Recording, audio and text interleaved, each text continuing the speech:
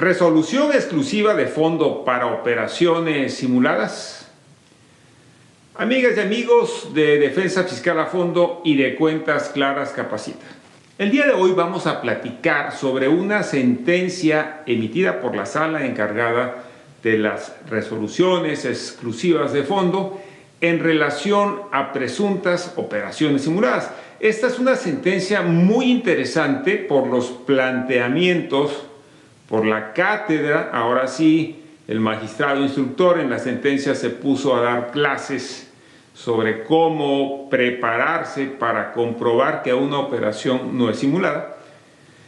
Y de allí viene lo interesante. Y este caso todavía es por sí más interesante porque llega el SAT con un contribuyente y le dice: oye, tienes operaciones con estos 3 proveedores que yo ya los publiqué en la lista negra.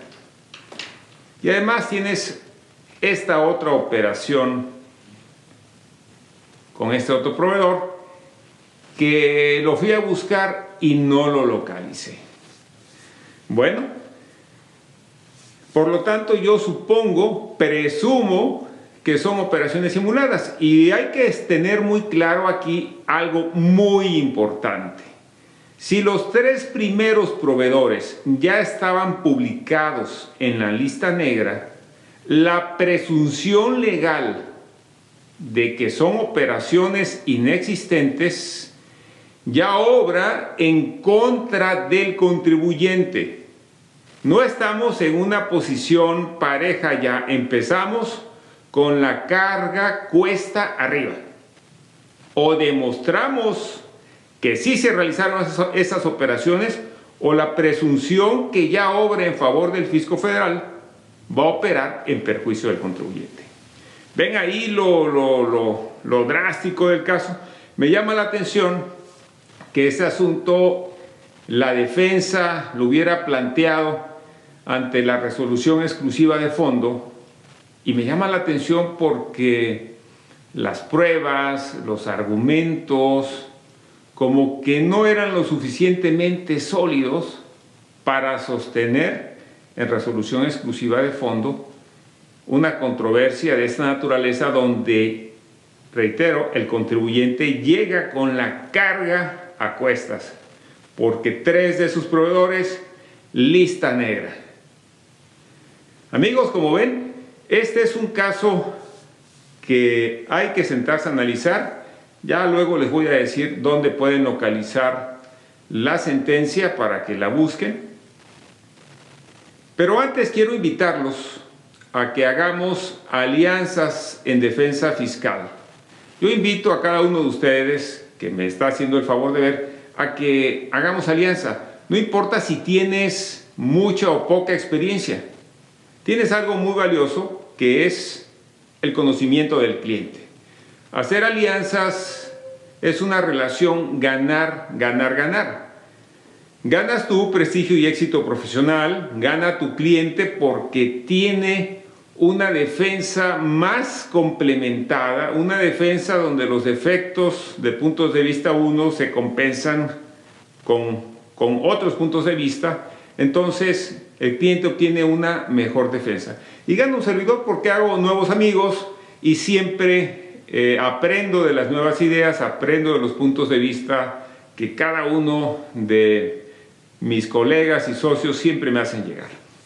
Les invito entonces a que me llamen al 55 60 17 38 75. El mundo de la defensa fiscal es un mundo fascinante, muy interesante, además de que nos permite salvarle el patrimonio a los clientes, la fuente de trabajo, y demostrar con la ley en la mano quién tiene la razón. Siguiendo con este caso, y vamos a entrar, ya les platiqué que hay 3 en la lista negra. De entrada ya venía el SAT con todas las de ganar, con todas a su favor. Y por lo tanto le correspondía a la defensa hacer una demostración muy eficiente. Pero vamos a analizar esta sentencia.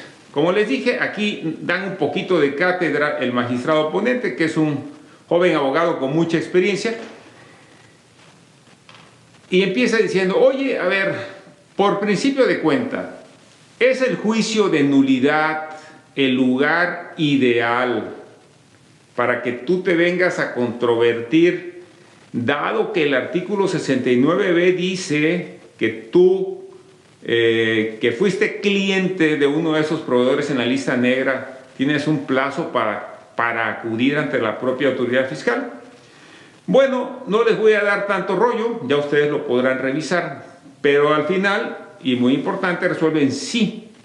La garantía de audiencia, para que se respete, le tenemos que dar al contribuyente la posibilidad de que sea oído y vencido en juicio.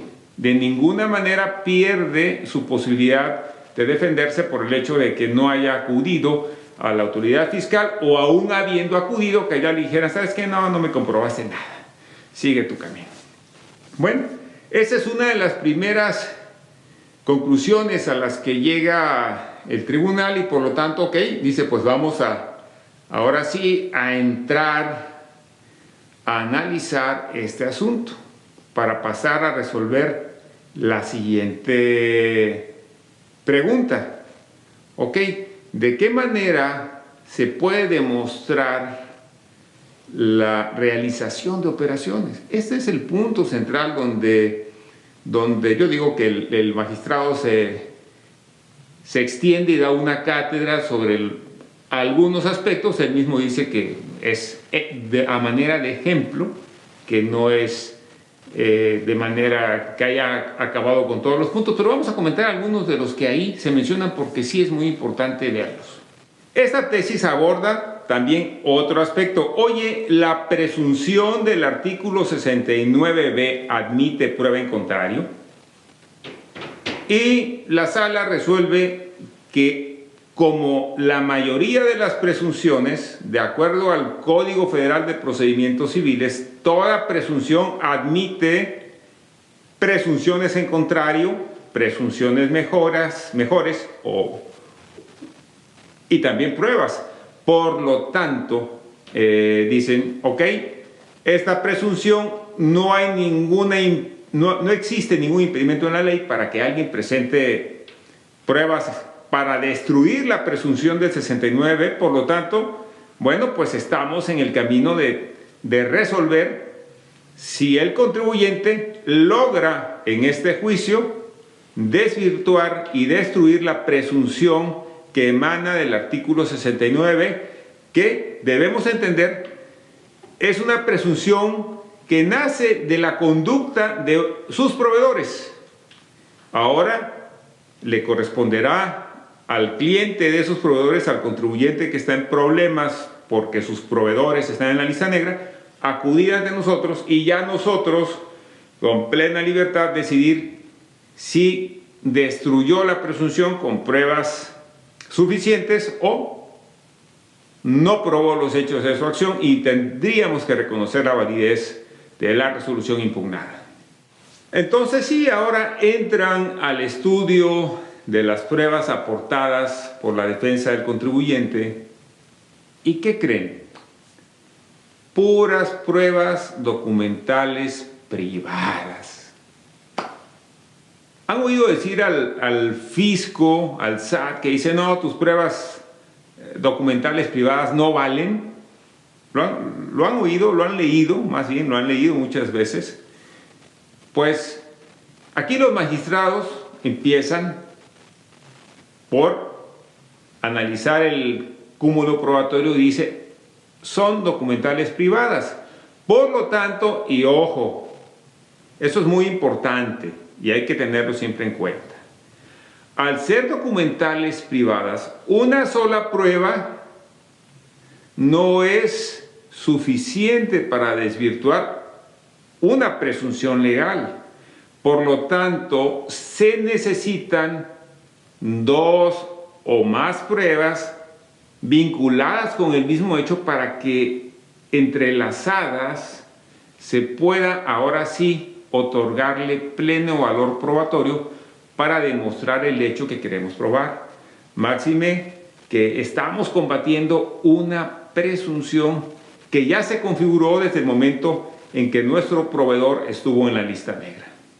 Inmediatamente que la sala dice, ok, pues las pruebas privadas las tenemos que valorar en base a la suma de ellas, pasan a otro punto también muy importante, que igualmente ya lo he comentado en otros videos. El siguiente punto al que pasan es, a ver, pero todas estas pruebas que nos está presentando aquí, ¿las presentó ante la autoridad fiscal durante la revisión o en recurso de revocación o de perdido en acuerdo conclusivo? Y ojo, aquí es bien importante este tema del acuerdo conclusivo, porque de acuerdo con la opinión de esta sala, y ojo, la opinión de esta sala es una opinión particular, no es una opinión universal. Ellos piensan, y yo creo que atinadamente, que si determinadas pruebas se las hicimos llegar a la autoridad durante un intento de acuerdo conclusivo que no llegó a final feliz, bueno, esa documentación, técnicamente hablando, estuvo a disposición de la autoridad la tuvo a su vista y por lo tanto debe ser admitida en el juicio contencioso administrativo. Recuerden ustedes que hay una jurisprudencia que dice que lo que no ofrecimos en instancia administrativa, aunque lo ofrezcamos en el tribunal, ya no vale. Y bien, entonces, este punto al final ellos resolvieron, sí, esta documentación hay evidencia de que estuvo en manos de la autoridad antes de venir aquí a juicio, por lo tanto, se la vamos a admitir.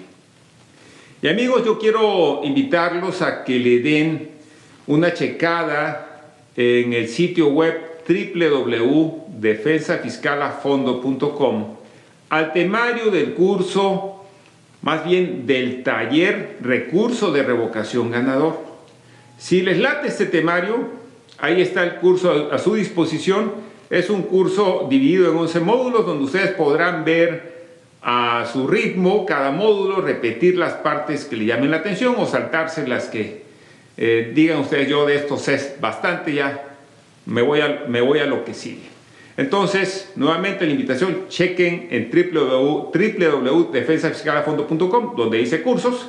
Ahí van a encontrar el temario detallado de este curso que hemos preparado para ustedes y que, ojo, está hecho práctico y aborda operaciones inexistentes y presunción de ingresos, cómo combatirlas. O sea, es un curso que no está hecho de pura teoría, no, está enfocado a resolver problemas de actualidad que todos podemos tener en una revisión fiscal.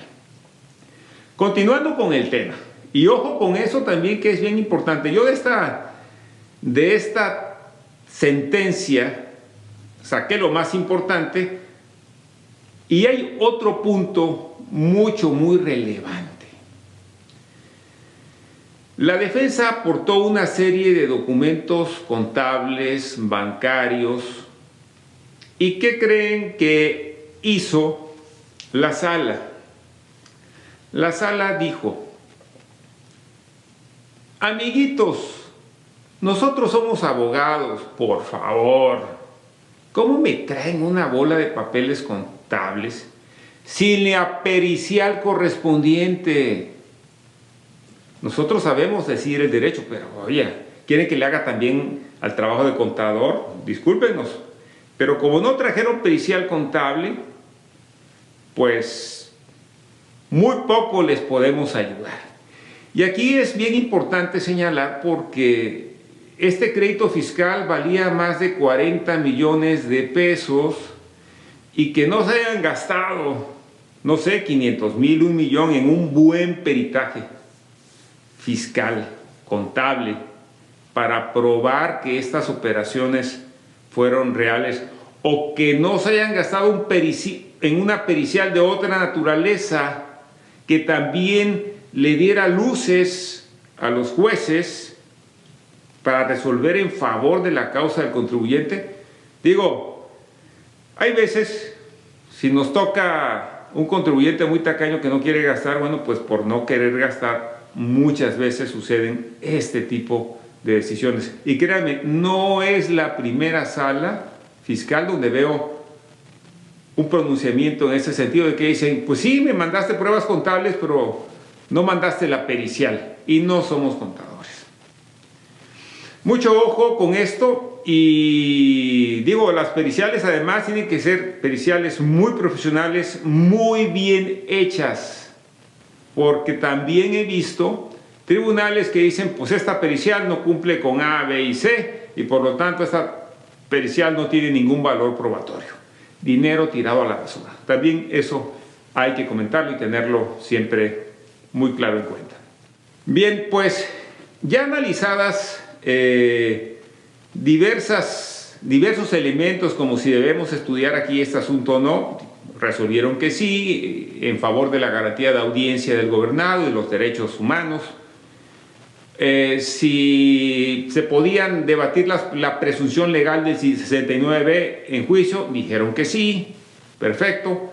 Que si las pruebas por ser privadas tenían valor, dijeron que sí, siempre y cuando la suma de dos o más pruebas abonara en favor del hecho que queremos probar con él.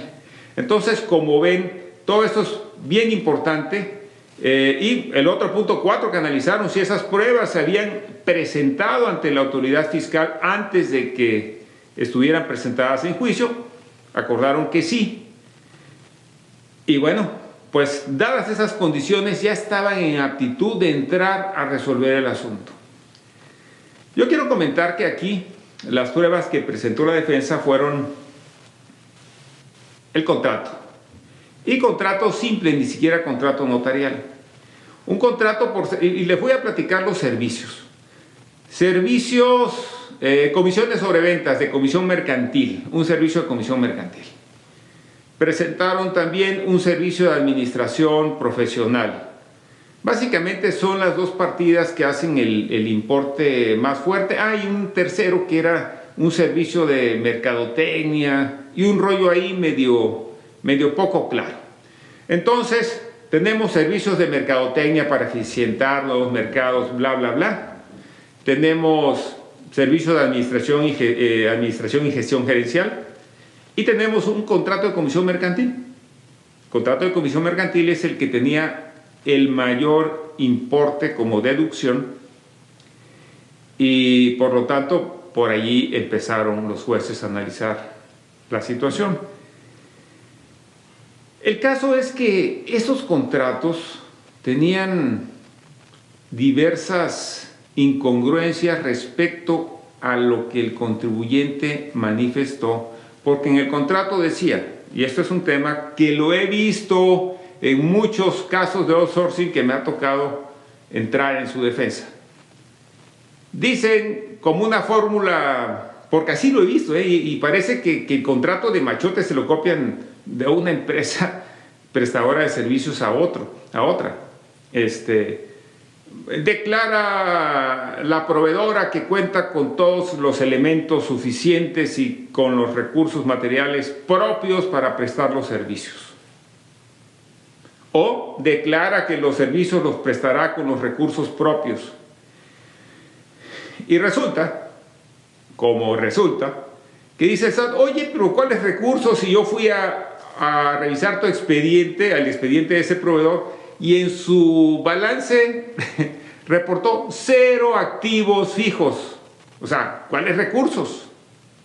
0 bienes, 0 nada. O sea, platíqueme entonces de qué recursos estamos hablando. Entonces, si no hay ni material humano, porque también van y checan con el IMSS, si no hay recursos materiales, pues ahora tengo la presunción humana de que eso no existió. No me estén echando cuentos. Y miren, a mí me ha tocado defender casos donde efectivamente el servicio sí se dio y básicamente es la transferencia del recurso humano a una empresa de outsourcing. Entonces, la operación es real, pero los contratos son tan malos y la evidencia es tan mala que luego tratar de recuperar las cosas cuesta un trabajo enorme y es un gran esfuerzo, por lo que en este tipo de situaciones, híjole, la gente se va con el canto de las sirenas, agarra proveedores que ya ven que ni declaran bien, ni bien, ni mal, ni regular, a veces ni la declaración anual presentan, que luego se desaparecen.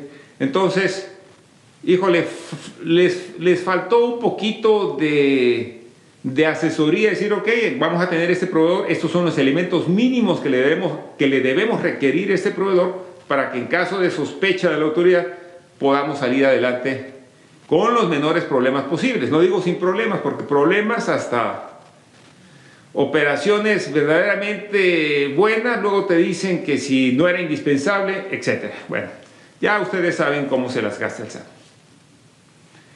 Pues bien, aquí me voy a permitir leerles algunos aspectos bien importantes en cuanto a la sentencia de lo que el magistrado ponente consideró que son elementos que demuestran, ojo con esto, muy importante, la llamada sustancia económica. La sustancia económica. Y bueno, los principios de contabilidad de los boletines de los institutos de contadores hablan algo de la sustancia económica. Y bueno, este tema lo está recogiendo este juzgador y dice, bueno, mira, si tienes elementos para acreditarme en la sustancia económica, independientemente de la razón de negocios que hayas tenido o sumado a la razón de negocios, pues vamos a ir por buen camino. Y te voy a decir cuáles son los elementos que yo, autoridad, señor juez, considero. Y esa es la parte que a mí me parece muy interesante y que vale la pena que ustedes rescaten de este tema. La defensa del contribuyente atinadamente argumentó: señores jueces, ¿qué culpa tenemos nosotros, pobrecitos contribuyentes, de que mi proveedor sea un incumplido, que no haya presentado su informativa, que no haya dado de alta a los trabajadores al IMSS o que no haya presentado alguna declaración? ¿Qué culpa tengo yo, humilde contribuyente? Entonces, la sala dice, efectivamente, contribuyente, no tienes culpa de que eso pase, pero fíjate que ya hay una presunción con base en el 69 que te toca ahora desvirtuar. Tienes razón de que los hechos de terceros no son atribuibles a ti, pero, y luego, ahora compruébame, tú eres una persona que entiendes esto, ¿verdad? Compruébame que sí hiciste las operaciones. Y es ahí donde entró el tema de la sustancia económica, donde este magistrado ponente aborda el tema y dice, a ver, amiguitos, la sustancia económica es algo donde ustedes hacen un gasto con la expectativa, por lo menos con la expectativa de que les ayude en el negocio, de que puedan tener una ganancia derivada de ese servicio directa o indirectamente, o que les ayude a reducir determinados costos. Eso es lo que yo considero, hablando como el juez de la causa, que tiene sustancia económica. Pues bien, me demostraron ustedes eso y resulta que desafortunadamente para el contribuyente no demostraron nada de la sustancia económica. Inclusive, por ejemplo, en el caso de las comisiones, que era el gasto más fuerte, aproximadamente eran como 27 millones, ¿qué trabajo les costaba haber pasado una relación de las ventas que se hicieron? ¿Quién fue el agente de ventas? ¿Quién fue el cliente? ¿La número de factura? Correspondencia de cómo intervinieron, que digan, oye, cerré esta operación con este cliente, correos electrónicos inclusive. ¿Por qué no pudieron armar ese expediente para decir, mira, aquí está cómo se llevaron a cabo las transacciones? Pero bueno, vamos a entrar a ver lo que dice el señor juez de la tremenda Corte Administrativa. Vamos a analizarlo de una manera sencilla para todos nosotros. Dice el juez, a fin de controvertir a la autoridad hacendaria cuando ésta alegue que se está ante operaciones ficticias, será debido analizar si la operación que realizó el particular tiene una lógica de negocios, si le va a ayudar a generar ingresos grabados o existe una razonable expectativa de ganancia para las partes. Entonces dice, se estará en presencia de operaciones con sustancia económica.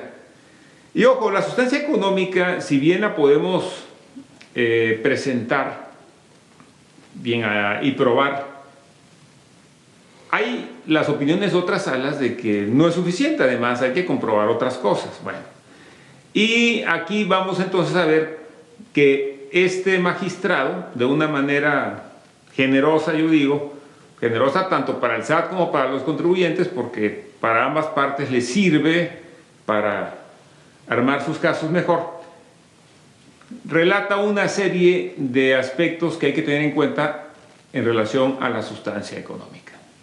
Bien, enuncia el magistrado ponente de esa sentencia, dice, evidencia de la transacción propiamente dicha, y señala, a manera de ejemplos, análisis escritos relativos a la necesidad o pertinencia de adquirir el bien o contratar el servicio utilizados para la toma de decisiones relacionadas con la transacción.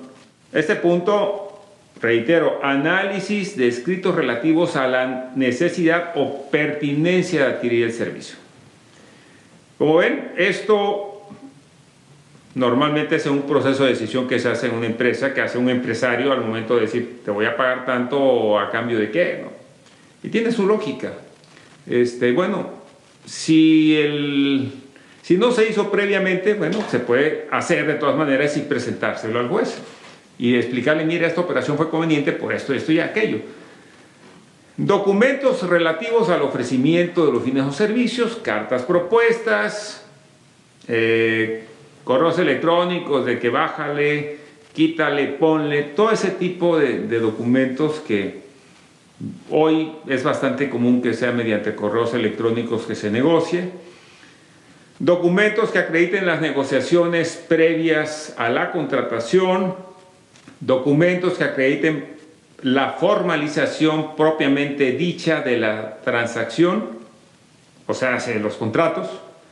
Documentos que acrediten el seguimiento de los compromisos pactados, documentos que acrediten la supervisión de los trabajos, documentos que soporten la realización de los servicios y reportes periódicos de avances, entre otros. Y bueno, estos documentos que señala el magistrado, pues es una lista que está haciendo de manera doctrinaria, abstracta, y que varios de ellos pueden ser útiles. No quiere decir que tenemos que tener todos estos, pero yo estimo que 2 o 3 de esos, por lo menos, sí debemos de tenerlos. Y normalmente una buena defensa debe incluir este tipo de cosas. Vamos a continuar a ver qué más nos dicen. Bueno, continúa aquí, dice, los entregables, que ya todo el mundo sabe qué son esos famosos entregables, documentos y asientos contables, bueno, eso es normal. Opiniones escritas de asesores relacionadas no solo con la necesidad o pertinencia de adquirir los bienes o contratar los servicios, sino con las características del proveedor que pudiera considerarse idóneo para contratar.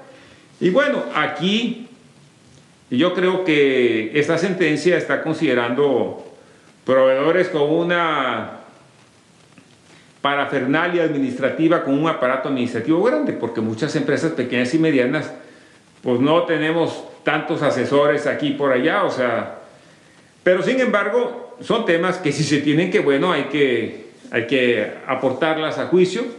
Si no se tienen porque nuestro tamaño de empresa no lo requiere, pues lo diremos en su momento. Correspondencia que acredite todos sus aspectos anteriores, no solo entre el proveedor y el cliente, sino también con asesores y otros terceros relacionados con la transacción.